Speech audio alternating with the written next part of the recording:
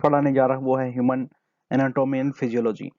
ये टॉपिक्स जो मैं अब वीडियो बनाने जा रहा हूँ फार्मा एजुकेशन के ऊपर, ये जो भी स्टूडेंट है मेडिकल के, फार्मा के, बी फार्मा के, डी फार्मा के, एम फार्मा के, या कुछ फार्मा करना चाहते हैं इंटर बायोलॉजी के बाद बी फार्मा डी फार्मा में एडमिशन लेना चाहते हैं, उनके कुछ बेसिक्स हैं।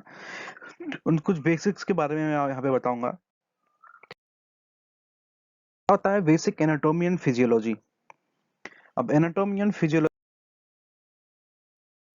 जैसा आपको नाम से समझ में आ रहा हो, साइंस ऑफ द बॉडी की the parts and their relationship with each other. Anatomy मतलब हम कि बॉडी के पार्ट्स का स्ट्रक्चर कैसा होता है और उनका एक दूसरे से क्या रिलेशन होता है, हम इसके बारे में एनाटॉमी के अंदर पढ़ते हैं। और physiology science that deals with function of the body part. Anatomy में हमने देखा कि एनाटॉमी का मतलब होता है किसी बॉडी पार्ट के स्ट्रक्चर का लर्न करना, स्टडी करना, या उसका साइंस है। फिजियोलॉजी क्या है?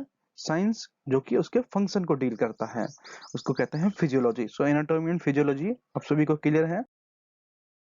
बॉडी ऑर्गेनाइजेशन, बॉडी का ऑर्गेनाइजेशन कैसा है, मतलब बॉडी हमारी किस तरीके से बनी हुई है। बॉडी जैसा आप जानते ही होंगे कि functional unit of the body called cells. Cell से भी नीचे अगर हम और डीप में जाएं तो सेल बनते हैं मॉलिक्यूल से, मॉलिक्यूल बनता है एटम से।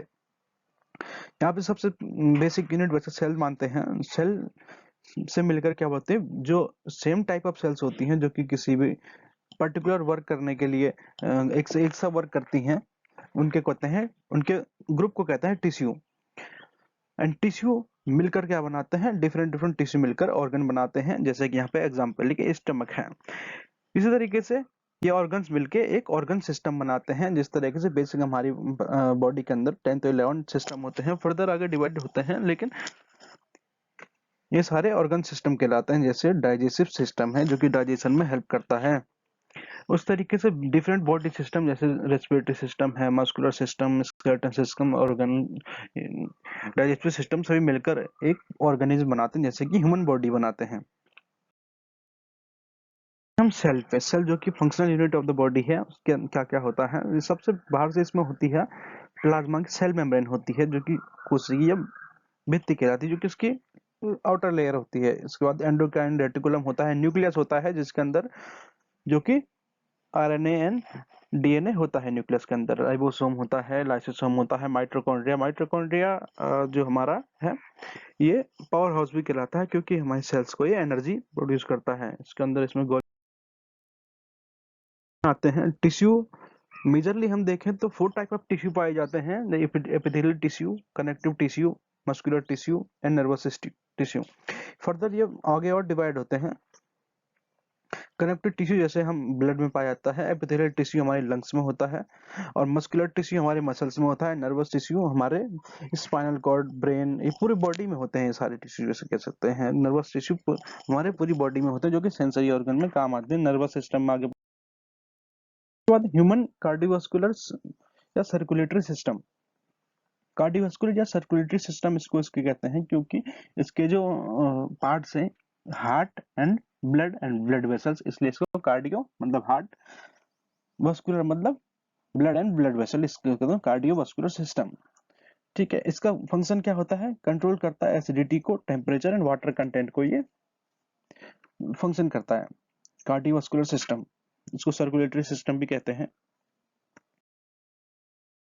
ब्लड एंड ब्लड कंपोनेंट, अब आते हैं ब्लड। कार्डियोवास्कुलर सिस्टम में हमने पढ़ा ब्लड जो है कार्डियोवास्कुलर सिस्टम का पार्ट है, तो हम अब ब्लड के बारे में पढ़ेंगे थोड़ा deeply. Blood and it's components. Bloods में क्या होता है, 55% प्लाज्मा होता है एंड 45% इसमें सेल्स होती हैं। ठीक है, इसमें क्या होता है, आरबीसी, डब्ल्यूबीसी एंड प्लेटलेट्स, जो सेल 3 टाइप की सेल्स होती है हमारे पास बॉडी में या ब्लड में। आरबीसी को इरिथ्रोसाइट्स भी कहते हैं, डब्ल्यूबीसी को ल्यूकोसाइट भी कहते हैं, जो कि हमारे बॉडी में एंटी बॉडी की तरह काम करता है। एंड प्लेटलेट्स जो है तो इसको थ्रोम्बोसाइट्स भी कहते हैं, क्योंकि थ्रोम्बोस मतलब थक्का बनाने में हेल्प करता है। जब कोई कट जाता है तो उसका ये घाव भरने के लिए थक्का बनाने में काम आता है, इसको कहते हैं प्लेटलेट्स और थ्रोम्बोसाइट मतलब सेल। फंक्शन ऑफ ब्लड क्या होता है, फंक्शन यहाँ पे ब्लड के हैं, ऑक्सीजन ट्रांसपोर्टेशन है first function, transportation, regulation, clot mechanism और डिफेंस मैकेनिज्म। चार तरीके मैकेनिज्म यहाँ ब्लड के होते हैं। ट्रांसपोर्टेशन किसका करता है? ऑक्सीजन का, कार्बन डाइऑक्साइड का, न्यूट्रिएंट्स का, हार्मोन्स एंड वेस्ट प्रोडक्ट का, इनका सबका ट्रांसपोर्टेशन करता है ये। रेगुलेशन क्या करता है? बॉडी टेम्परेचर का रेगुलेशन करता है, उसको मेंटेन करता है, हीट को एब्जॉर्ब करता है। क्लॉटिंग मैकेनिज्म, जैसे मैंने आपको बताया, प्लेटलेट्स होती हैं, प्लेटलेट्स जो हैं क्लॉटिंग मैकेनिज्म में हेल्प करती हैं, क्लॉट बनाती हैं। क्लॉट मतलब थक्का। डिफेंस मैकेनिज्म क्या होता है? टू टाइप से डिफेंस मैकेनिज्म काम करती है।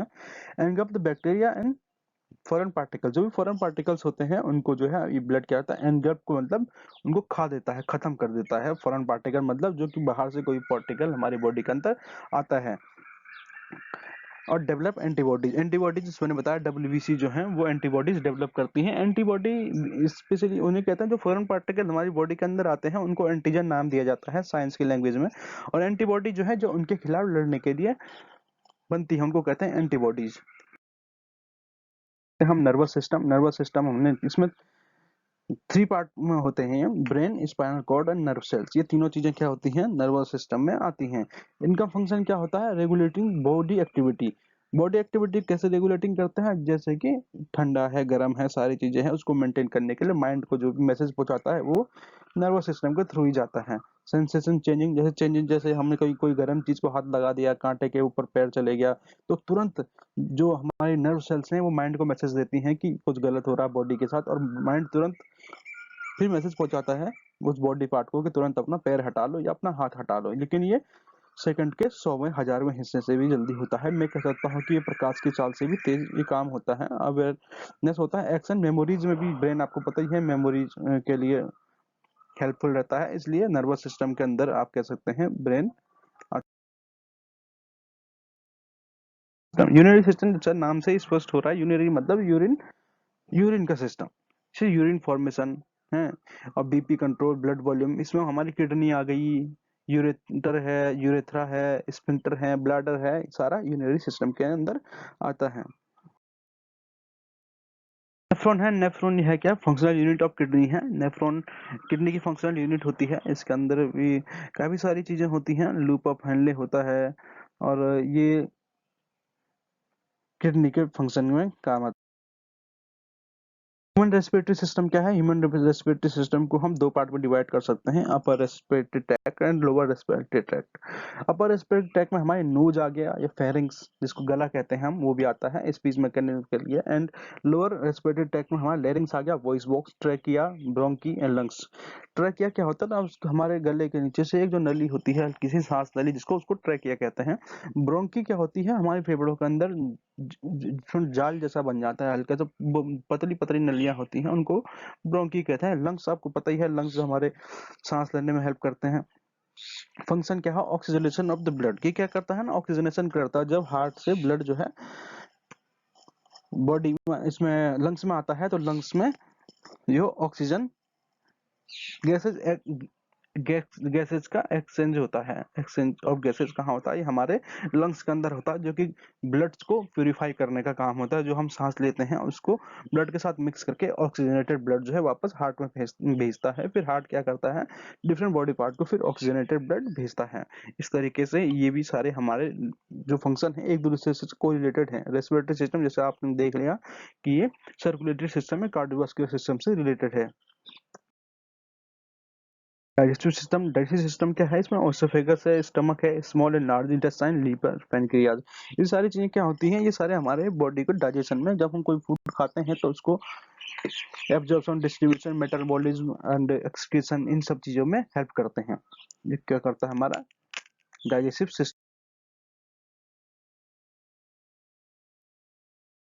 सिस्टम हमारे जो हड्डी का ढांचा होता है बेसिकली वो होता है, वो स्पेशली आप इसको समझ लें कि ये एक बॉडी को प्रोटेक्शन के लिए हेल्पफुल रखता है। अगर हमारा ये हड्डी का ढांचा नहीं हो तो बॉडी खड़ी नहीं हो सकती।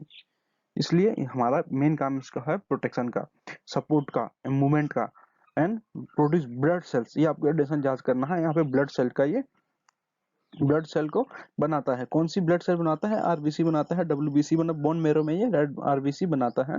स्टोर करता है मिनरल्स को, जैसे विटामिन डी या कैल्शियम। जैसे कहते हैं कि कैल्शियम की कमी हो गई है हड्डियों में, ये इस तरीके से आप समझ सकते हैं कि इसमें मिनरल्स भी स्टोर रहते हैं। सिस्टम आता है एंडोक्राइन सिस्टम। एंडोक्राइन सिस्टम क्या होती है? डिफरेंट ग्लैंड्स होती है जो कि हमारे हार्मोन्स रिलीज करती हैं। इसमें पिट्यूटरी ग्लैंड है, पेनियल ग्लैंड है, थायराइड है, पैनक्रियाज है, ओवरी है, टेस्टिस है, एड्रिनल ग्लैंड है। ये सारे हमारे ग्लैंड्स हैं जो कि हार्मोन्स रिलीज करते हैं कुछ ना कुछ। इसका फंक्शन क्या है? ग्रोथ है, डेवलपमेंट है, रिप्रोडक्शन, होमोस्टेसिस। उसके बाद हमारा लास्ट सिस्टम आता है reproductive system. Male and female में डिफरेंट डिफरेंट होता है। फीमेल के अंदर ये ovaries, follicle tubes, urethra, vagina. Function इसका होता है reproduction, secretion of hormones, same as the female. Male also have a similar function of reproductive system. लेकिन हमारे पास जो इसके पार्ट्स होते हैं वो डिफरेंट होते हैं, जैसे testis, epididymis, vas deferens and penis. ये सारे हमारा फीमेल मेल रिप्रोडक्टिव सिस्टम के पार्ट होते हैं।